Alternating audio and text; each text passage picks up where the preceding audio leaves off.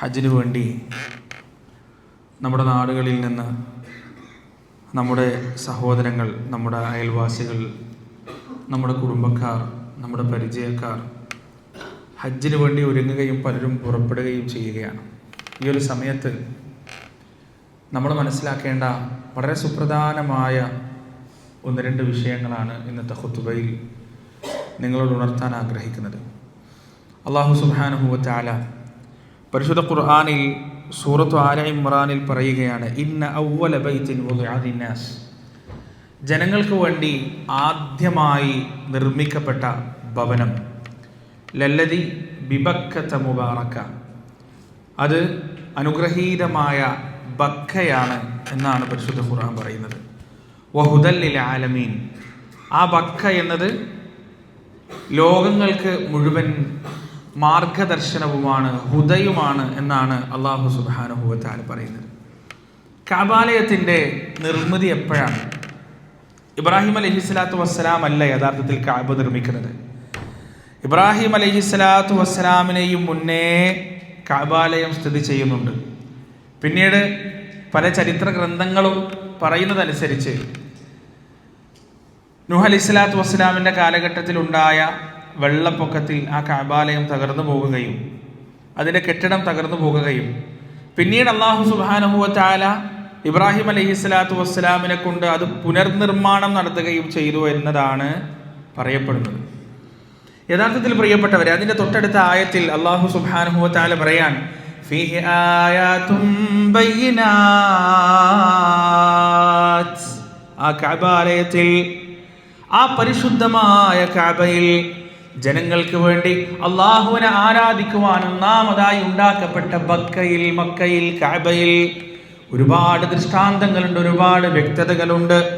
മഖാമു ഇബ്രാഹീം, ഇബ്രാഹീമിൻ്റെ സ്ഥാനമുണ്ട്.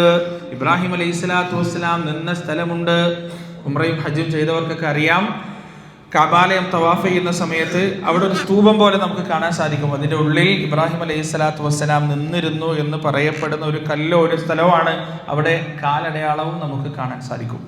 ഇബ്രാഹിം നബി ആ നിന്ന സ്ഥലം എന്ന് പറയുന്നത്, പ്രിയപ്പെട്ടവരെ, യഥാർത്ഥത്തിൽ അള്ളാഹു അതിനെക്കുറിച്ച് പറയുന്നത് ആയാത്തും ബയ്യിനാത്ത് എന്നാണ്. ആയാത്തും ബയ്യിനാത്ത്, ആ കഅബാലയത്തിലും കഅബാലയത്തിന്റെ പരിസരങ്ങളിലും നിങ്ങൾക്ക് വ്യക്തമായ ദൃഷ്ടാന്തമുണ്ട്. അതിൽ ഒന്നാമതായി അള്ളാഹു പറയുന്നത് മഖാമു ഇബ്രാഹിം, ഇബ്രാഹിം അലൈഹിസ്സലാത്തു വസ്സലാം നിന്ന സ്ഥലമാണ് എന്നാണ്. ഇബ്രാഹിം നബിയുടെ കാൽപ്പാടുകൾ നമ്മൾ കാണുമ്പോൾ, ഇബ്രാഹിം നബി നിന്ന സ്ഥലം നമ്മൾ കാണുമ്പോൾ നമ്മൾ കാണുന്നത് യഥാർത്ഥത്തിൽ ഒരു വലിയ ചരിത്രമാണ്, വലിയൊരു ഹിസ്റ്ററിയാണ്. കാരണം കേവലം ഒരു കാൽപ്പാടല്ല അത്. ഇബ്രാഹിം അലൈഹിസ്സലാത്തു വസ്സലാം തൻ്റെ ഉപ്പാനോട് ദഅവത്ത് നടത്തിയത് തൊട്ട് അള്ളാഹുവിൻ്റെ കൽപ്പന പ്രകാരം ഹജ്ജിന് വേണ്ടി വിളംബരം ചെയ്യുന്നത് വരെയുള്ള ത്യാഗോജ്വലമായ അദ്ദേഹത്തിൻ്റെ ജീവിതത്തിലെ ഓരോ ഘട്ടങ്ങളും മുസ്ലിമിൻ്റെ മനസ്സിലേക്ക് ഓടി വരും ആ ഇബ്രാഹിം നബിയുടെ മഖാമ് കാണുമ്പോൾ. നിങ്ങൾ ആലോചിച്ച് നോക്ക്, 11ാമത്തെ വയസ്സിലാണ് എന്നാണ് പല ചരിത്രകാരന്മാരും പറയുന്നത് ഇബ്രാഹിം അലൈഹിസ്സലാത്തു വസ്സലാം തന്റെ വാപ്പാനോട് ദഅവത്ത് നടത്തുന്നത്. യാ അബതി ഉപ്പച്ചി ലിമ തഅബുദു മാ ലാ തസ്മഉ വലാ തുബ്സിറു വലാ തുഗ്നി അൻക ശൈആ, കാണാനും കേൾക്കാനും കഴിയാത്ത, ഉപകാരോപദ്രവവും ചെയ്യാൻ കഴിയാത്ത ഈ ബിംബത്തിനെ എന്തിനാണ് താങ്കൾ ആരാധിക്കുന്നത്? ഖാല അറാഗിബുൻ അൻത അൻ ആലിഹതി യാ ഇബ്രാഹിം, ഇബ്രാഹിം, നീ എന്നെയും എൻ്റെ ഇലാഹുകളെയും നീ കുറ്റം പറയാണോ, നീ നിന്ദിക്കുകയാണോ? ഇറങ്ങിപ്പോകുക എന്ന് പറഞ്ഞ് ഇബ്രാഹിം അലൈഹിസ്സലാത്തു വസ്സലാമിന് അദ്ദേഹത്തിൻ്റെ ഉപ്പ അവിടെ വീട്ടിൽ നിന്ന് ആട്ടിപ്പായിച്ചത് മുതൽ അവിടുന്ന് അങ്ങോട്ട് ഇബ്രാഹിം അലൈഹിസ്സലാത്തു വസ്സലാം നടത്തിയ ഉജ്ജ്വലമായ ലാ ഇലാഹ ഇല്ലല്ലാഹ് തൗഹീദി ദഅവത്തിൻ്റെ അനന്യമായ ചരിത്രം. സമൂഹ മധ്യത്തിലേക്ക് ഇറങ്ങി ചെന്നിട്ട് നക്ഷത്രങ്ങളെയും ചന്ദ്രനെയും സൂര്യനെയും എല്ലാം മാറി മാറി കാണിച്ച് ജനങ്ങളുടെ ദിഷണാശേഷിയെ ഉണർത്തുമാർ ഇബ്രാഹിം അലൈഹിസ്സലാത്തു വസ്സലാം നടത്തിയ ദഅവത്ത്, ആ ദഅവത്തിൻ്റെ പരിസമാപ്തി എന്നോണം അവരാരാധിച്ചിരുന്ന ബിംബങ്ങളെ തച്ച് തകർത്ത് ആ ബിംബങ്ങൾ ഉപകാരത്തിനും ഉപദ്രവത്തിനും പാകമല്ല എന്ന് ബോധ്യപ്പെടുത്തി അവസാനം നമ്രൂദിന്റെ കൊട്ടാരത്തിലേക്ക് എത്തി. ആ നമ്രൂദുമായി വാഗ്വാദം നടത്തി, സംവാദം നടത്തി. അവിടുന്ന് തീക്കുണ്ടാരത്തിലേക്ക് വലിച്ചെറിഞ്ഞ് ആ തീക്കുണ്ടാരത്തിൽ നിന്ന് അല്ലാഹു സുബ്ഹാനഹു വ തആല ഇബ്രാഹിം അലൈഹിസ്സലാത്തു വസ്സലാമിനെ രക്ഷിച്ച് തൻ്റെ കുടുംബവുമായി ഹിജ്റ ചെയ്ത് അല്ലാഹു സുബ്ഹാനഹു വ തആല ഹാജറ എന്ന രണ്ടാം ഭാര്യയെ നൽകി. ആ ഭാര്യയിൽ ഇസ്മായിൽ എന്ന മകനെ നൽകി.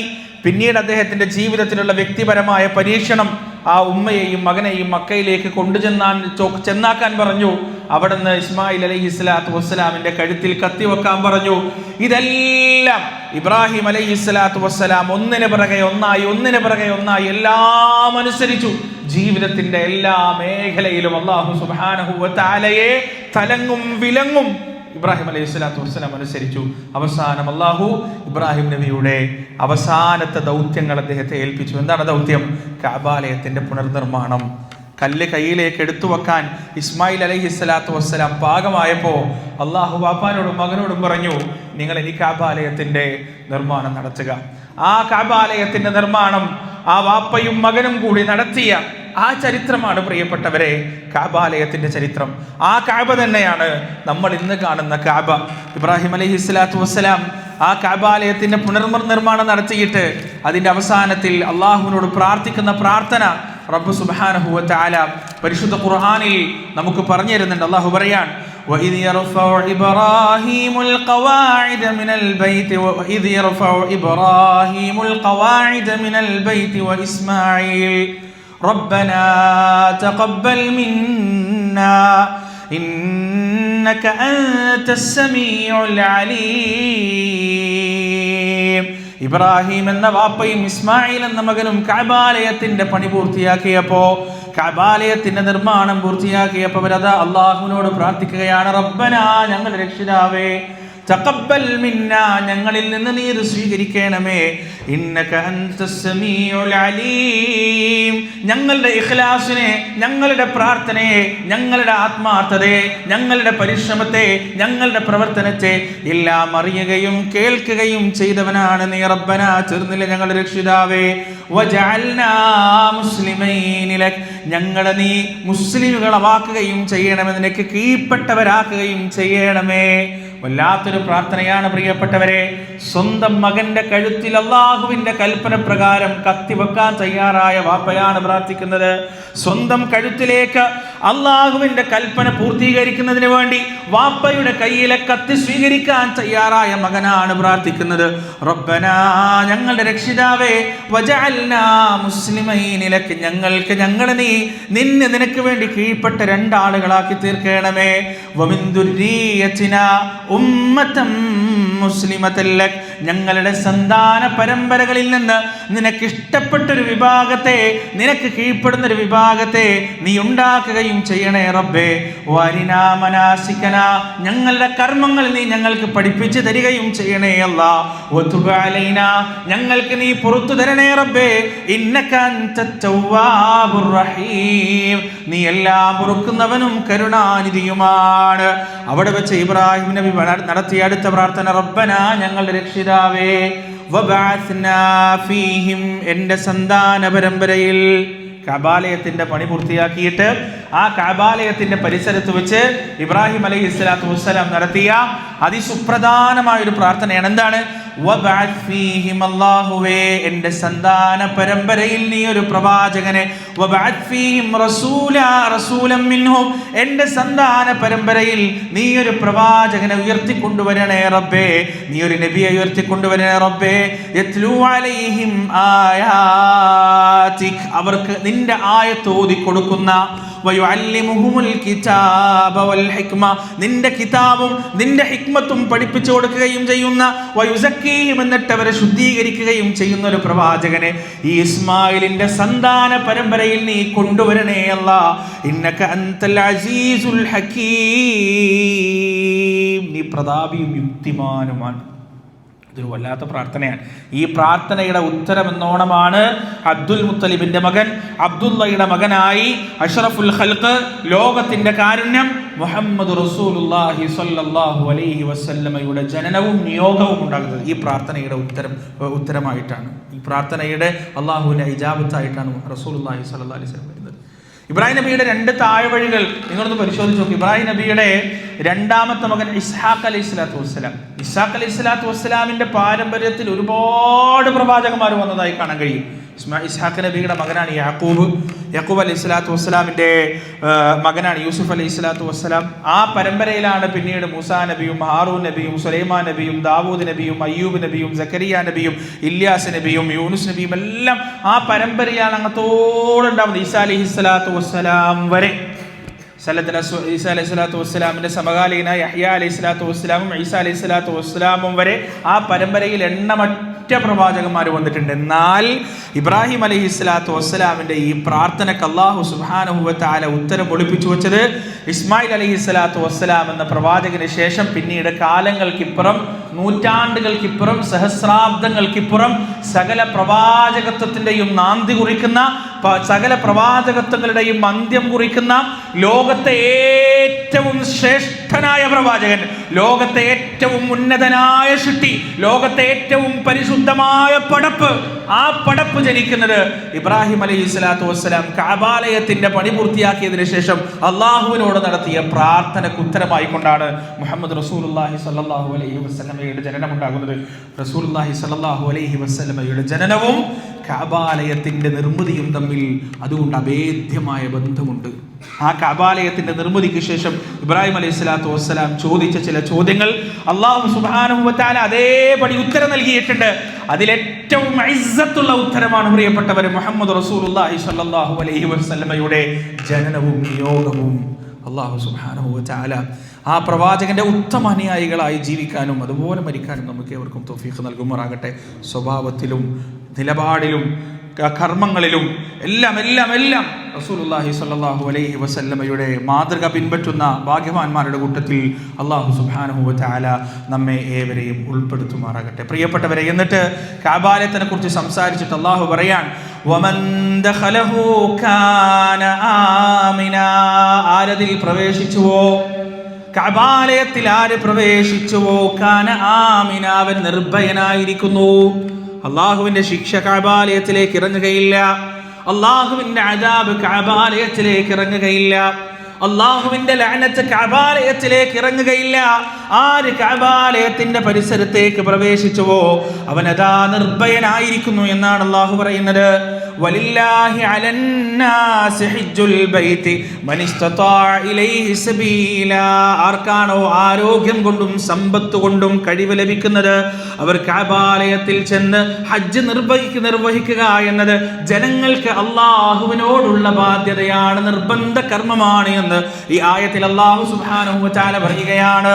പ്രിയപ്പെട്ടവരെ, ചരിത്രത്തിൽ ആ കഅബാലയത്തെ തകർക്കാനുള്ള ശ്രമങ്ങൾ ഒന്നിൽ കൂടുതൽ ഉണ്ടായിട്ടുണ്ട്.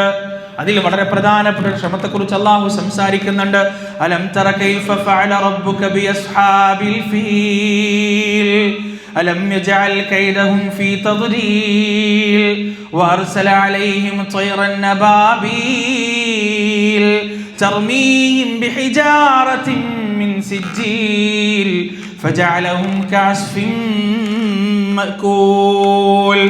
ആനക്കാരെ കൊണ്ട്, ആനപ്പട്ടാളത്തെ കൊണ്ട് നിന്റെ റബ്ബ്, അങ്ങയുടെ റബ്ബ് പ്രവർത്തിച്ചതെന്താണെന്ന്, ചെയ്തതെന്താണെന്ന് പ്രവാചകരെ താങ്കൾ കണ്ടില്ലേ? റസൂലുള്ളാഹി സ്വല്ലല്ലാഹു അലൈഹി വസല്ലമയുടെ ജനനത്തിന് ഒരുപാട് മുൻപ് യമനിലെ ഭരണാധികാരിയായിരുന്ന അബ്രഹത്ത് എന്ന് പറയുന്ന ഒരു മനുഷ്യൻ, ആ അബ്രഹത്ത് യമനിൽ സൻആയിൽ ഒരു വലിയ മന്ദിരം പണിതു. ആ മന്ദിരത്തിന്റെ ലക്ഷ്യം തന്നെ കഅബാലയത്തോട് മത്സരിക്കുക എന്നതായിരുന്നു. കാരണം റസൂലുള്ളാഹി സ്വല്ലല്ലാഹു അലൈഹി വസല്ലം വരുന്നതിൻ്റെയും മുന്നേ ലോകത്തിന്റെ നാനാഭാഗത്തു നിന്നും കഅബാലയത്തിലേക്ക് ആളുകൾ സന്ദർശകരായി വരികയും ആ സമയത്ത് മക്കക്കാർക്ക് വലിയ കച്ചവടവും വലിയ സമ്പൽ സമൃദ്ധിയും ഒക്കെ ഉണ്ടാവുക എന്നത് സാധാരണയായിരുന്നു. അവർ ഭയങ്കര തിരക്കാണ് ആ സമയത്ത്. ഇത് കണ്ടിട്ട് അബ്രഹത്ത് എന്ത് ചെയ്തു? അതേപോലുള്ള ഒരു മന്ദിരം യമനിൽ പണിതു. ആ യമനിലേക്ക് ആളുകളെ ആകർഷിക്കുക എന്നതായിരുന്നു ലക്ഷ്യം. ഈ വിവരം അറിഞ്ഞ അറേബ്യൻ ഗോത്രക്കാരനായ ഖുറൈശികളിൽപ്പെട്ട ഒരാളോ അല്ലെങ്കിൽ ഖുറൈശികളുമായി അടുത്ത് നിൽക്കുന്ന ഒരാളോ അയാള് ഈ മന്ദിരത്തിൽ ചെന്ന് ആ മന്ദിരം വൃത്തികേടാക്കി. ചില സീറയിൽ പറയുന്നത് ആ മന്ദിരത്തിൽ ചെന്ന് മൂത്രമൊഴിക്കുകയോ മറ്റെന്തോ ചെയ്തു. ഇതോടുകൂടി അബ്രഹത്തിന് ഹാലിളകി, അയാൾക്ക് ദേഷ്യം വന്നു. അയാളെ കൊണ്ടാവുന്ന വിധത്തിലുള്ള വലിയ സൈന്യത്തെ സംഘടിപ്പിച്ചുകൊണ്ട് അയാൾ കഅബാലയത്തിന്റെ നേർക്ക് പുറപ്പെട്ടു. കഅബാലയം തകർക്കുന്നതിന് വേണ്ടി, കഅബാലയം പിഴുതെറിയുന്നതിന് വേണ്ടി അയാൾ കഅബാലയത്തിന്റെ നേർക്ക് പുറപ്പെട്ടു. പ്രിയപ്പെട്ടവരെ, ചരിത്രം പറയുന്നു പല ഗോത്രങ്ങളും, പല അറബി ഗോത്രങ്ങളും അവരെ തടയാൻ വേണ്ടി ശ്രമിച്ചെങ്കിലും അവരെല്ലാം നിശേഷം പരാജയപ്പെടുത്തപ്പെട്ടു. അവരെല്ലാം പരാജയപ്പെട്ടു. ചിലരൊക്കെ തടവിലിടപ്പെട്ടു. അവസാനം ഈ കാബയുടെ പരിസരത്തെത്തി. അന്നത്തെ മക്കയുടെ നേതൃത്വം അബ്ദുൽ മുത്തലിബിനായിരുന്നു.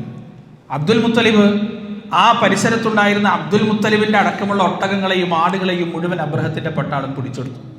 പക്ഷേ അത്ഭുതം സംഭവിച്ചത് എവിടെയാണെന്ന് വെച്ചാൽ, മക്കയുടെ പ്രാന്തപ്രദേശത്തെത്തിയപ്പോൾ ആനപ്പട്ടാളത്തിലെ ആനകളും അതുപോലെയുള്ള സന്നാഹങ്ങളൊന്നും മുന്നോട്ട് നീങ്ങാതെയായി. ആനക്കാരെത്ര കിണഞ്ഞ് ശ്രമിച്ചിട്ടും, ഇബ്നു ഇസ്ഹാഖിന്റെ ഒക്കെ സീറ പറയുന്നത്, ഇബ്നു ഇസ്ഹാഖിന്റെ ഒക്കെ ചരിത്രം, തബരിയുടെ ഒക്കെ ചരിത്രം പറയുന്നത്, ആ ആനകളുടെ കൂട്ടത്തിലെ നേതാവിന്റെ പേര് മഹ്മൂദ് എന്നാണ്. ഈ മഹ്മൂദ് എന്ന് പറയുന്ന ആനയടക്കം അങ്ങോട്ട് മുന്നോട്ട് പോകാൻ കഴിയാതെ സ്തംഭിച്ചു നിന്നു. അങ്ങോട്ട് ഇടത്തോട്ട് നയിക്കുമ്പോൾ പോകുന്നുണ്ട്, വലത്തോട്ട് നയിക്കുമ്പോൾ പോകുന്നുണ്ട്. പക്ഷേ കാബാലയത്തിനെ കൊള്ളെ നടത്താൻ ശ്രമിക്കുമ്പോൾ ഒരു കാരണവശാലും ഈ ആനകൾ മുന്നോട്ട് പോകുന്നില്ല, അനങ്ങുന്നില്ല.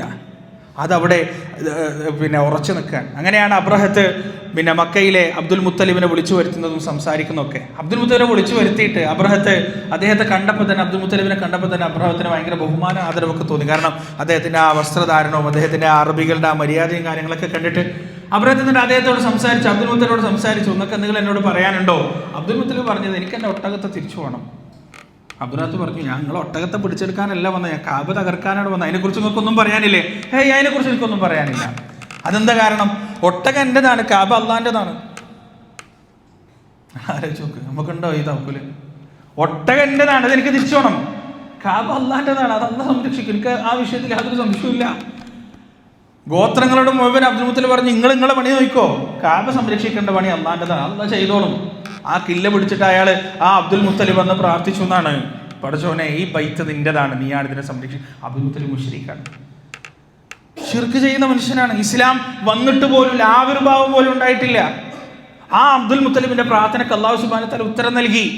അബ്ദുൽ മുത്തലിബ് അബ്രഹത്തിനോട് പറഞ്ഞപ്പോൾ അബ്ദുൽ മുത്തലിബിന്റെ മനസ്സിൽ ഉറപ്പായി, ഈ കാബാലയം തൊടാൻ ഒരാൾക്കും കഴിയില്ല, ഈ കാബാലയം തകർക്കാൻ ഒരാൾക്കും കഴിയില്ല. അങ്ങനെയാണ് പ്രിയപ്പെട്ടവരെ, ആനപ്പട്ടാളം എന്ത് ചെയ്യണമെന്നറിയാതെ സ്തബ്ധിച്ചു നിൽക്കുമ്പോൾ മനുഷ്യ ചരിത്രത്തിൽ ആദ്യത്തെ വ്യോമാക്രമണം ഉണ്ടാവുന്നത്. വ്യോമാക്രമണത്തെ കുറിച്ചൊക്കെ നമ്മൾ എത്ര കേട്ടു, എത്ര അറിഞ്ഞു, എത്ര വായിച്ചു, എത്ര ന്യൂസുകൾ കണ്ടു. അമേരിക്കയുടെ വ്യോമാക്രമണം, ഇസ്രായേലിന്റെ വ്യോമാക്രമണം, ഇറാന്റെ തിരിച്ചടി, റഷ്യയുടെ തിരിച്ചടി, റഷ്യൻ യുക്രൈൻ യുദ്ധങ്ങൾ, ഇങ്ങനെ കണ്ടമാനം വ്യോമാക്രമണത്തെ കുറിച്ച് നമ്മൾ കേട്ടു.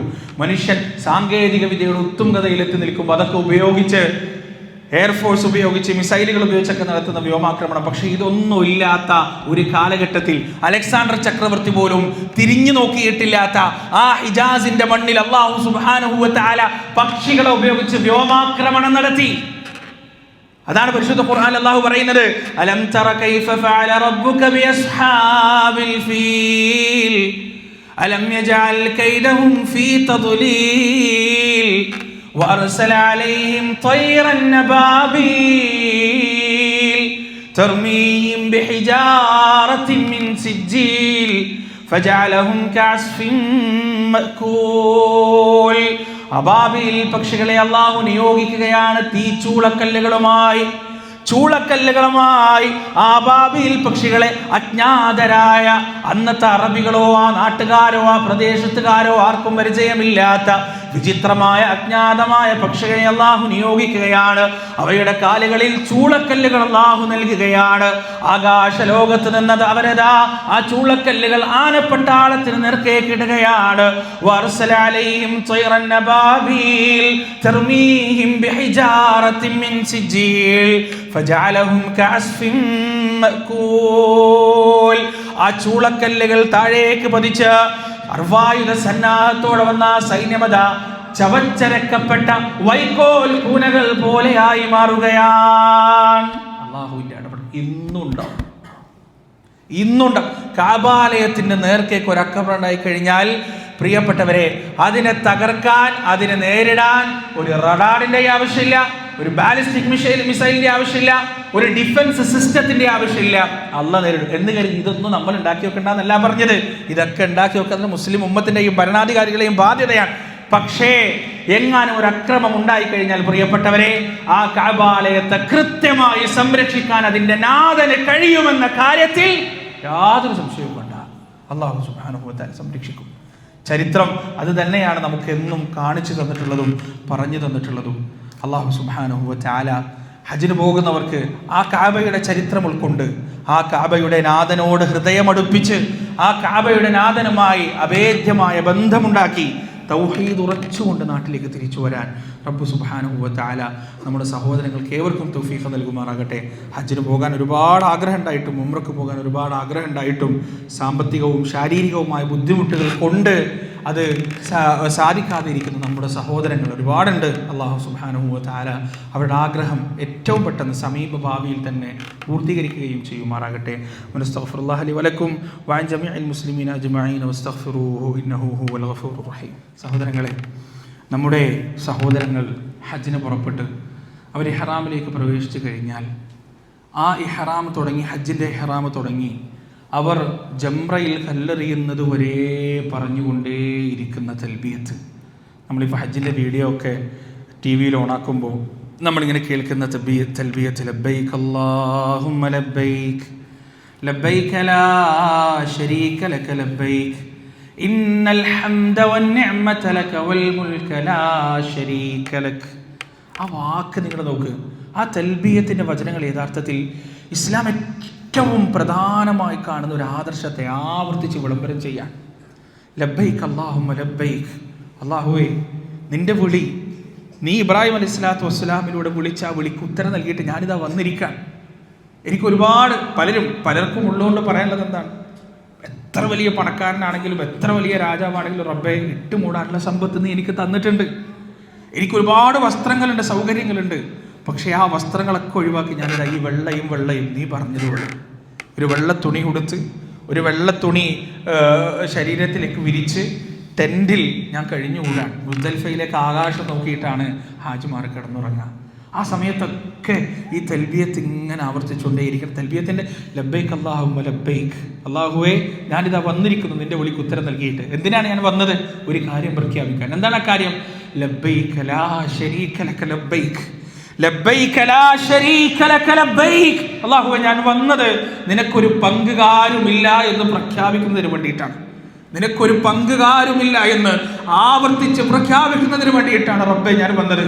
ഇന്നൽ ഹംദ വന്നിഅമത ലക വൽ മുൽക്. അല്ലാഹുവേ, സകല സ്തുതികളും എല്ലാ അനുഗ്രഹവും രാജാധികാരവും നിന്റേത് മാത്രമാണ് റബ്ബേ. ലാ ശരീക ലക്, നിനക്ക് പങ്കുകാരില്ല അല്ലാഹ്. ശിർക്ക് എന്ന് പറയുന്ന ആ മഹാ അപരാധത്തെ പ്രിയപ്പെട്ടവരെ ദിവസങ്ങളെടുത്ത് ലക്ഷക്കണക്കിന് മനുഷ്യർ ആയിരക്കണക്കിന് തവണ ഉരുവിട്ടുകൊണ്ട് ആ ശിർക്ക് എന്ന് പറയുന്ന മഹാപാതകത്തിനെതിരെ പ്രഖ്യാപനം നടത്തുന്ന ഒരു കർമ്മമാണ് ഹജ്ജ് എന്ന് പറയുന്നത്. അത് തന്നെയാണ് ഹജ്ജിന്റെ അവസാനം വരെ അല്ലാഹുവേ നീ പറഞ്ഞു ഞാൻ ചെയ്തു. എന്തിനാണ് കഅബം ചുറ്റുന്നത്? അല്ലാഹുവേ നീ പറഞ്ഞു ഞാൻ ചെയ്തു.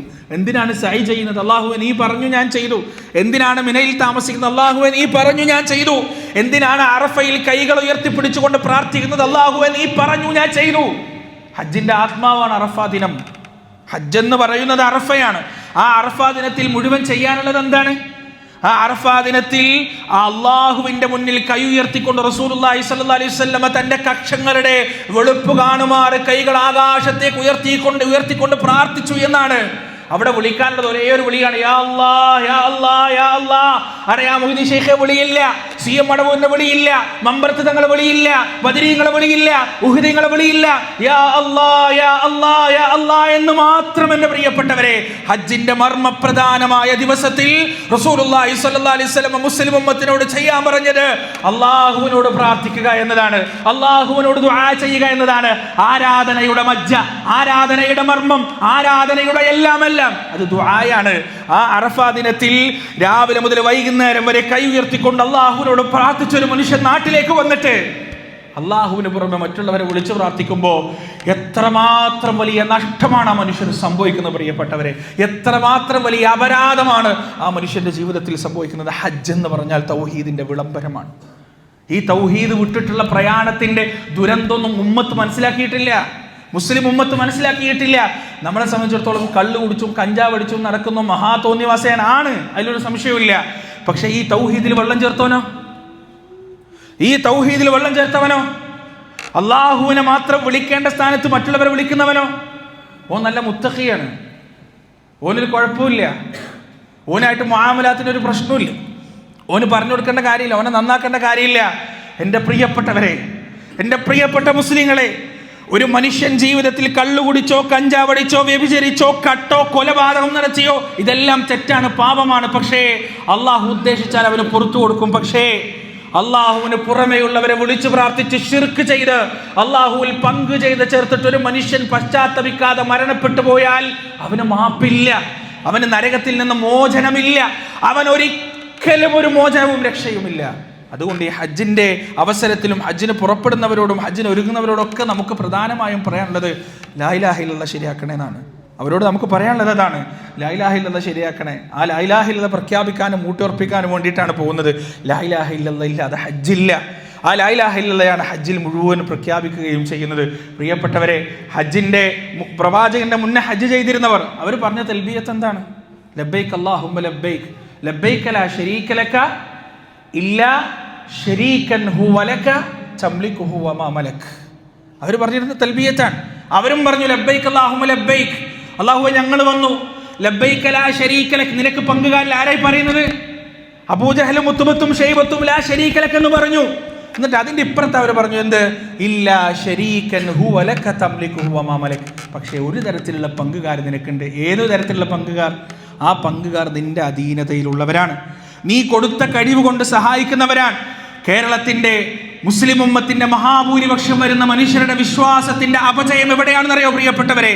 അവർ പറയുന്നതും ഇതേ വാദമാണ്. മൊയ്തി ഷേഖ് സഹായിക്കും, അള്ള കൊടുത്ത കഴിവ് കൊണ്ട് സഹായിക്കും. CM അടവൂര് സഹായിക്കും, അള്ള കൊടുത്ത കഴിവ് കൊണ്ട് സഹായിക്കും. മമ്പർത്ത് തങ്ങൾ സഹായിക്കും, അള്ള കൊടുത്ത കഴിവ് കൊണ്ട് സഹായിക്കും. ഒറ്റ പണിയെ ശൈത്താനോട് ചെയ്തിട്ടുള്ളൂ, ഒരു സിമ്പിൾ പണി. എന്താ അറിയോ? ലാത്തനെ മാറ്റി മൊയ്തി ഷേഖിനെ കൊണ്ടുവന്നു, ഉസ്സനെ മാറ്റി മമ്പർത്തങ്ങളെ കൊണ്ടുവന്നു, മനാത്തനെ മാറ്റിയിട്ട് ബദരീങ്ങളെ കൊണ്ടുവന്നു. വേറൊരു പണിയും ഇബ്ലീസ് കൂടെ എടുത്തിട്ടില്ല.